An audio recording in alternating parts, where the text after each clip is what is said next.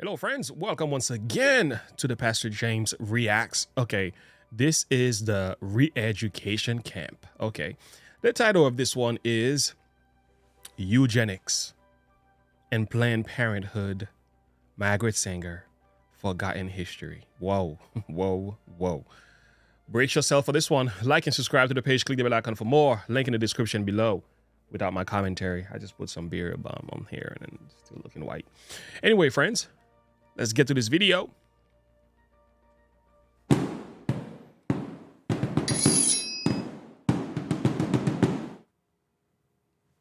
Mrs. Margaret Slee, president of America's Planned Parenthood Federation, maintains that European women should stop having babies for the next 10 years. But Mrs. Slee, in this country, having babies is the only thing left which is both unrationed and untaxed. Do you think we really ought to stop? Well, I suppose a subject like that is really so personal that it's entirely up to the parents to decide. But from my view, I believe that there should be no more babies. The term eugenics is basically a set of beliefs and practices that aim to improve the genetic quality of a human population. Historically, by excluding people and groups judged to be inferior and promoting those judged to be superior.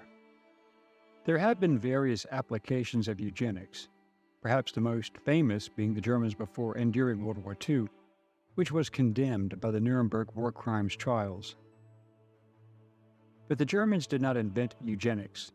In fact, they were inspired by the founder of the taxpayer-funded Planned Parenthood.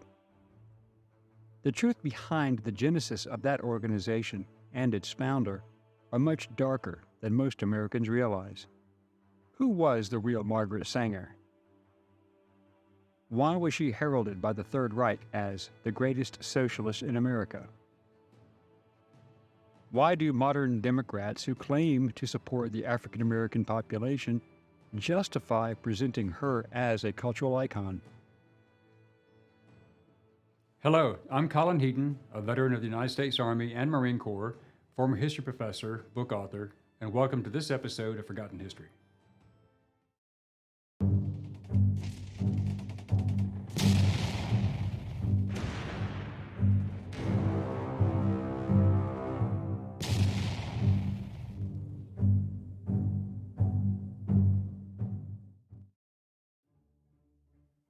Margaret Sanger was born on September 14, 1879 in Corning, New York. She is an icon to left-wing groups due to her founding of Planned Parenthood in October 1916 with her sister Ethel Byrne and Fanny Mendel, which was the first birth control clinic in Brownsville, Brooklyn, New York. 9 days later, the police raided the clinic and arrested all the people involved for promoting birth control, which was illegal. Sanger refused to pay the fine and spent 30 days in jail. She then traveled the country preaching her concepts.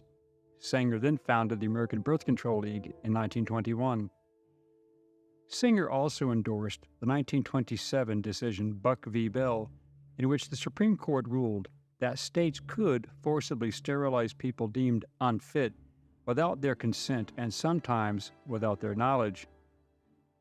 This American law would be the major defense at Nuremberg for the Nazi defendants who were doctors practicing Sanger's methods, and many would be found not guilty as a result of this defense.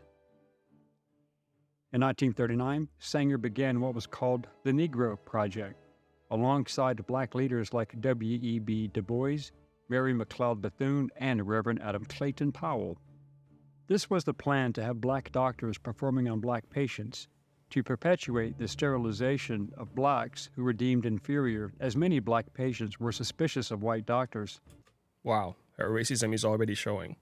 It's amazing how they've always managed to find some people within the culture of whom they are trying to either overcome or, how should I say this, submerge with their ideas. They've always been able to find that. It's always amazing to me that among blacks, there's always been blacks who are willing to compromise. The same is true in the church too, right? Even among Christians, we have always those Christians who are willing to compromise and sell out their own people. WB the boy. Yeah, he doesn't have a good reputation in my sight. Mary McLeod Bethune, along WE the boy. Yeah, that was. Yeah, I don't think this was. I mean, for as intelligent supposedly as he was very Marxist in his thinking. He was very Marxist. He could not see the positive things that could be done with black people, and he pushed a lot of that racist propaganda, a lot of the stuff we now have in our culture. This man was behind it as well. And this is not to say he wasn't an activist who did some things that were good, but it's just when you compare and contrast the nature of what he was doing, I don't think it was good. side black leaders like W.E.B. Du Bois, Mary McLeod Bethune, and Reverend Adam Clayton Powell. This was the plan to have black doctors performing on black patients to perpetuate the sterilization of blacks who were deemed inferior, as many black patients were suspicious of white doctors. Following upon Sanger's eugenics platform, disguised as giving women access to birth control, the ABCL became Planned Parenthood Federation of America in 1942, after birth control was no longer considered illegal, at least among married couples. During this period, Sanger had critics and supporters. The supporters even today claim that she condemned abortion, arguing that it would not be needed if every woman had access to birth control. Wow. What they leave out is that Sanger only opposed abortions if that meant not producing the best, healthiest, most intelligent from Caucasian couples. For blacks, Jews, and brown-skinned people, as well as low IQ white people and those with birth defects. Wow. Sheesh. That's not a good look. And I think that's why a lot of people from the Planned Parenthood organization have been somewhat trying to stay away from Margaret Sanger, because they realize how racist she was and how wicked she was. But nevertheless, her institution is still here. It's like, well, you kind of still carrying out her deeds, even though you might not be hanging pictures of her in your office, but I mean, you're continuing what she started. They were not to be allowed. This was what the Nazis adopted. Ironically, in 1966, Planned Parenthood began issuing its Margaret Sanger Awards annually to honor individuals of distinction and recognition Hey, there goes our girl. of excellence and She loves her some Margaret Sanger.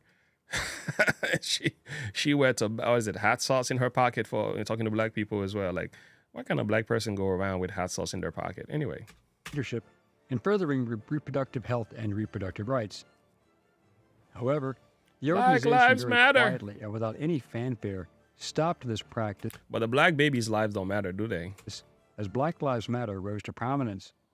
It would have been seen as the height of hypocrisy to have a liberal-backed domestic terror group that attacked white America connected to Sanger, a Democrat darling who wanted to exterminate blacks. In fact, the last recipient of the award listed on the website is Dr. Willie Parker in 2015. Then it just quietly disappeared. Parker was an abortionist known for his contentious claims that his Christian faith influenced his work.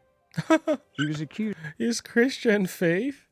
Oh, man, I got to look into this man. I don't know who he is. The first time I've heard about him, but his Christian faith, I would like to hear what kind of Bible verses he uses for supporting his abortion ideals. Here is a black man getting an award for obliterating black babies' lives. He is honored and respected in society. I'm telling you, we live in a backward culture. of sexual assault in 2019, which he denied, but he still resigned from all of his professional positions in 2020. Good. Other recipients of the Margaret Sanger Award include House Speaker Nancy Of course. Pelosi, former Secretary These are all the names of the people that I should have expected. of State Hillary Clinton, and actresses Jane Fonda and Katharine Hepburn.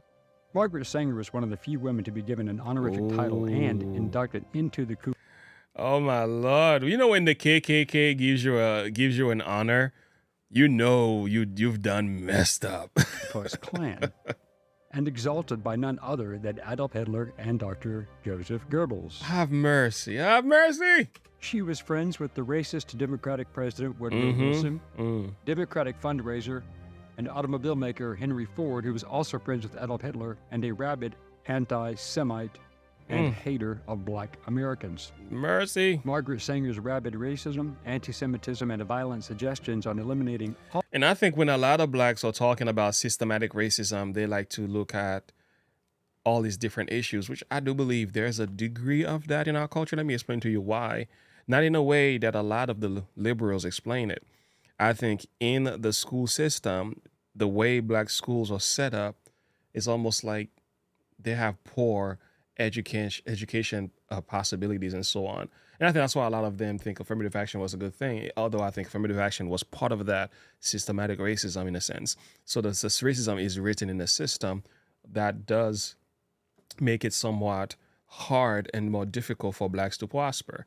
Although I do believe majority of black issues come from black people, to be honest. But however, I do understand there are some things that are in black societies and black culture that do make an impact.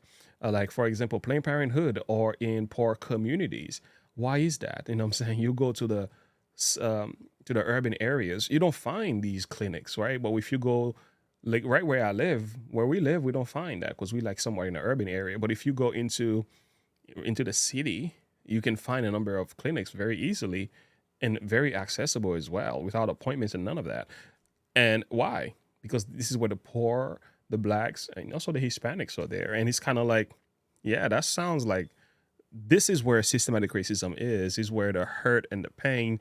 And I think it's not being given attention in the proper areas. I think there's a lot of people talking about systematic racism and they're looking at all this other stuff and they're calling it white supremacists. But the real systematic racism is like Planned Parenthood, poor education, not giving opportunities to learn about financial literacy. A lot more of that is just, liberals' policy that allows crimes to perpetuate in, black and brown community where criminals are being given chances after chances. Like in California recently, a bill was passed where zero bail, you don't have to pay a single dollar for bail now. And there are some crimes you don't even spend time in prison anymore, right? But remember who's going to pay the price for that? The people in the community, not those who live in the rich areas, not the politicians themselves. They don't even live in these communities. So who's going to be suffering? The people, right? So, and this is where I'm looking at, I'm like, that's the real racism right there. This is the real racism when you place people in a position where they cannot prosper. And those of us who should be actually taking notice of that, we calling out the wrong things as racist, and where true racism really exists, it is left neglected. And again, racism is also being called reverse racism today, or what do you call that? Reverse discrimination. It's still another form of anti-whiteism, which is still racism toward white people, but it's coming from a different angle. Jess was wrong. all non-whites from American society endeared her to the eugenics crowd. She wanted an all-white, healthy, intelligent society built upon the concept of racial eradication years before Adolf Hitler and the Nazi Party were even a thought. Wow. In 1934, the Nazi Party adopted her radical positions, with Goebbels saying, "Margaret Sanger is the best National Socialist in America." In fact, the September 15, 1935 Nuremberg laws classified races according to an insane chart drafted by Dr. Wilhelm Stuckart and Dr. Friedrich Kritzinger. The official name was the Reich Citizenship Law and the Law for the Protection of German Blood and German Honor. These laws embodied many of the racial theories underpinning Nazi ideology, which they adapted from Margaret Sanger. These laws could provide the legal framework for the systematic persecution of Jews in Germany, who at that time were deemed a race and not a religion. And the eugenics behind them were taken from the world of Sanger. In fact, her theories and opinions influenced men like SS Captain Dr. Josef Mengele, the Beast of Auschwitz, and his associates, Dr. Karl Klauberg, Dr. Hertha Oberhäuser, Hitler's personal physician, Dr. Karl Brandt, just to name a few. When Hitler authorized the Action T4 euthanasia program to murder the handicapped, mentally ill, and other undesirables from German society, the doctors and nurses were given the program directly from Margaret Sanger's own philosophy. Get out of town. Oh, my Lord. Whew. That woman had so much more to do with the wickedness of eugenics than any other person then. On August 18, 19... She was the thinking machine behind this. Directly from Margaret Sanger's own philosophy. On August 18, 1939, the Reich Ministry of the Interior circulated a decree requiring all physicians, nurses, and midwives to report newborn infants and children under the age of 3 who showed signs of severe mental or physical disability. Yeah, I know what you're going to do with them because you don't like the way they look or their mental status. I'm telling you, here we are today. Nothing is different. I mean, when you look at what's going on with abortion, it's still a form of eugenics. It's just a modern version of it. I will even go as far to say it's the new form of the Holocaust. Signs of severe mental or physical disability. The man who started the program was Dr. Carl Brandt, and they were disguised as children's clinics and advertised that they would treat their abnormalities and infirmities. In fact, they were death centers, where the children were quietly killed and the cause of death misrepresented as by other means, such as pneumonia, tuberculosis, etc. Wow. Dr. Brandt himself claimed that Sanger's methods were most effective and, if performed correctly, are ingenious. In Sanger's own words, she peddled racism, eugenics, contraception, abortion, while demonstrating a visceral hatred for children, parenthood, marriage, and the Catholic Church. Of course. I mean, although I'm not a Catholic, oftentimes people like this, they cannot point back to biblical values. They have to hate the Bible to do this, right? And even the ones who claim to be Christians and who are either for eugenics, abortions, or the killing of anyone for whatever the reason might be, right? You can always tell there's a degree of immorality, irreligious position. They have to hate God to a degree to even do that because it's just not common sense. The following quotes are directly from Margaret Sanger's own writings and interviews. 1. The most merciful thing that the large family does to one of its infant members is to kill it. What? No. What is wrong with you? That the large family does to one of its infant members is to kill it. The most merciful thing that the large family does to one of its infant members is to kill it. What a thinking. Oh, my Lord, that is sick. 2. A marriage license shall in itself give husband and wife only the right to a common household and not the right of parenthood. Give me a break. Who does she think she is? Maybe she thinks she's God. You know these people, how they get, this stuff gets in their head. That is crazy. That is such a evil way of thinking about families. Again, this is the devil's doctrine. 3. All of our problems are the result of overbreeding among the working class. Knowledge of birth control is essentially moral. Its general, though prudent, practice must lead to a higher individuality and ultimately to a cleaner race. I wonder how many demons she had in her. She must have been possessed with many devils. 4. Blacks, soldiers, and Jews are a menace to the human race. Oh, goodness, this woman was sick. 5. The masses of Negroes, particularly in the South, still breed carelessly and disastrously, with the result that the increase among Negroes, even more than among whites, is from that portion of the population least intelligent and fit. Oh, my Lord, this woman is sick. Oh, sheesh. Oh, she was, I'm telling you, and I'm not saying this lightly, to have this thinking, right, as an individual. You know how many devils got to be inspiring you? You know what I'm saying? Like, there's a text in scripture about, I think it's the book of Mark, about, Mark chapter 2, I think. This man was, when he saw Jesus, he's called a demoniac. One thing he said was, "My name is Legion, for we are many." And I think some of these people today, they were so wicked. And I think in the West, the way we look at demonic possession and the way scripture speaks about that, we oftentimes think it's like they have to be foaming at the mouth kind of thing. But in reality, I think a lot of the demons are manifesting themselves in the academia, is found at the fabric of our thinking, the thinkers of our society. They are the ones that are actually manifesting demonic behaviors. Her words tells you everything you need to know about the incoherence and the demonic position and the wickedness that was in the heart of this woman. It. Number 6. There's more. Birth control appeals to the advanced radical because it is calculated to undermine the authority of the Christian churches. Of course. I look forward to seeing humanity free someday of the tyranny of Christianity, no less than capitalism. Ha! She's kissed in capitalism and kissed in Christianity. And again, Christianity and capitalism go hand in hand. And atheism or communism, and I say or because they really are connected if you look deeper, atheism, communism, socialism, or even fascism of some sort, even Marxism, they all hate the Bible. Don't you notice that? Don't you notice that?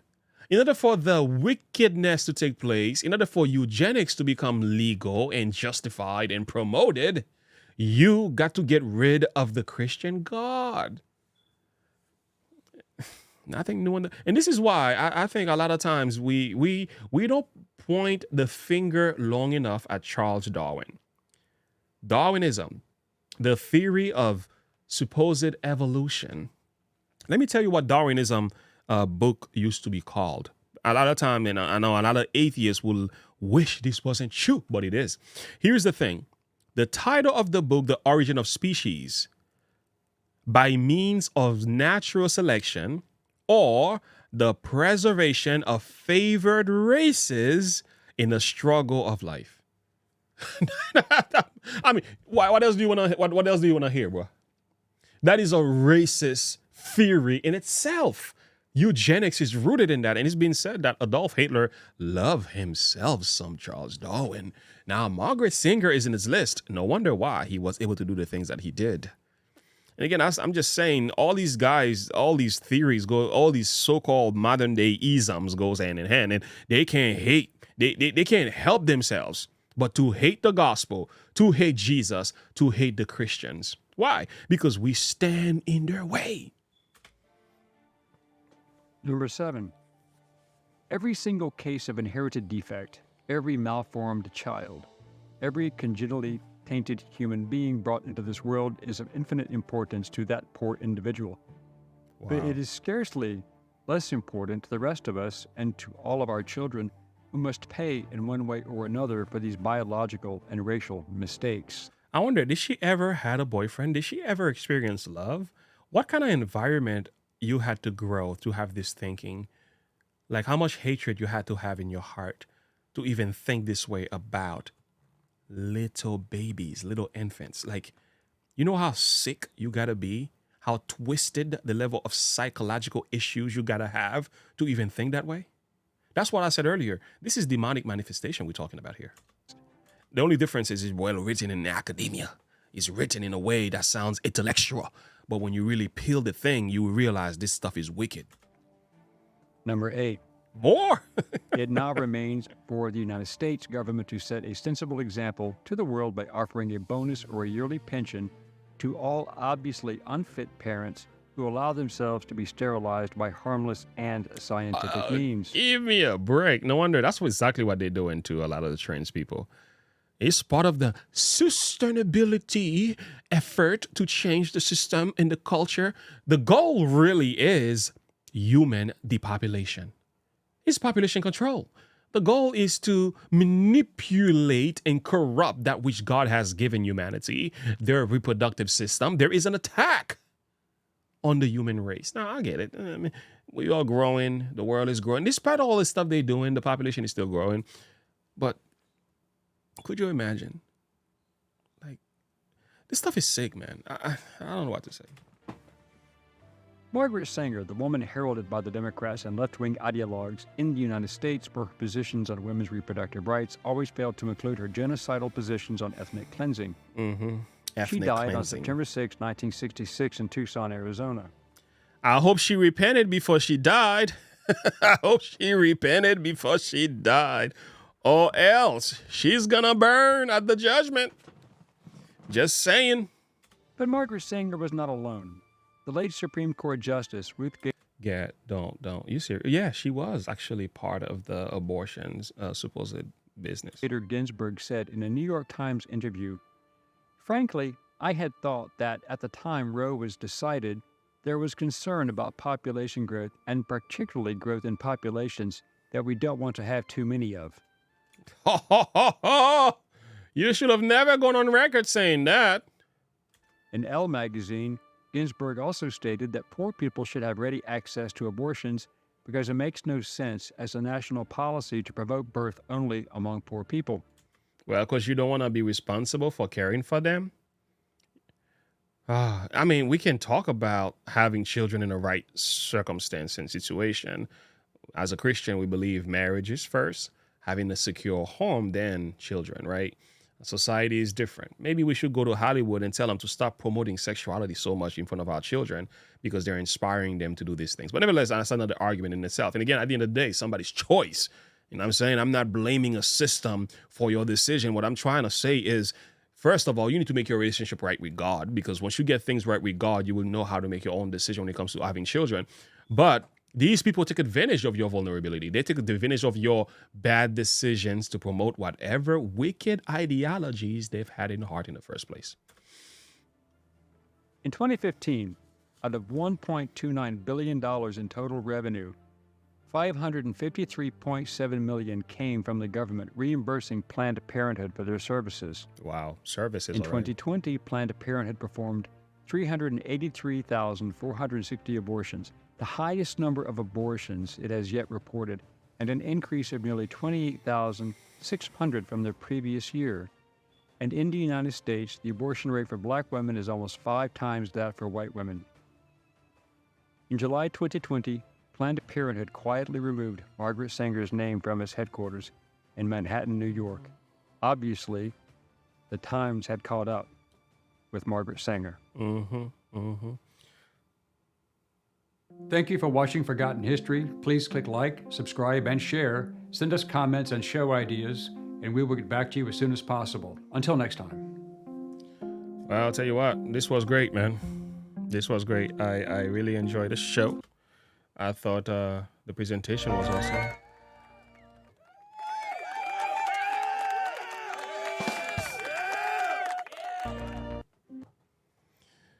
You know, where do I go from here, man? This was a really good presentation. I think I was losing my mind a little bit, but that's just what happens all the time. It's just oh, the wickedness of man was great in the earth. It's like the days of Noah, man. It's like literally we are living in the days of Noah. The Bible says that the whole head is sick and the heart faint. There is no soundness in it. From the sole of the feet to the crown of the head. It's wicked. And that's the description that God gives of humanity. And I'm telling you, that's all of us, by the way, guys. I know we can at Margaret Sanger's situation right now, but she's just one of the problems, but she's just part of the problem. But at the end of the day, we all need help. Oh my Lord, have mercy on us. Here it is right there. You come and you says the whole head is sick. Your heart faint. Yeah. And I think we have to realize how sick we are as a culture and allow God to help us, man. Jesus says, why you should be stricken anymore? You will revolt more and more. The whole head is sick and the heart faint. From the sole of the feet even unto the head, there is no soundness in it, but wounds and bruises and putrefying sores. They have not been closed up, neither bound up, neither mollified with ointment. Wow. I'm telling you. And this is why the appeal down the road, there is like an appeal to protect the innocents and to care for the widow. And the goal is to care for those that are less vulnerable than we are. More vulnerable, I should say. Learn to do well, seek justice and relieve the oppressed, judge the fatherless and plead for the widow. Come now, let us reason together. But in the case of those who think they've done wickedness and gone to sleep in their system, you see these people? Margaret Sanger, Adolf Hitler, and many others, Charles Darwin, and the Marxists, Karl Marx, and all these other wicked men, or even Mao, these men, they are dead. Listen to what I'm about to tell you. They are dead. They've done their thing, set up a system, and now they go to sleep, right? They're in their grave. I'm telling you something. They're going to pay even for the effects of their decisions. Not only for the things they've done, but the system they've built and the impact that is having upon the culture today. They're still going to pay the price for the effect or the side effects of their sins. Let me show you what I mean by that. Let us hear the conclusion of the whole matter. Fear God and keep his commandments, for this is the whole duty of men. Listen to the next few words. For God shall bring every work into judgment with every secret thing, whether it be good or whether it be evil. I could sit here and preach and teach about the judgment of God.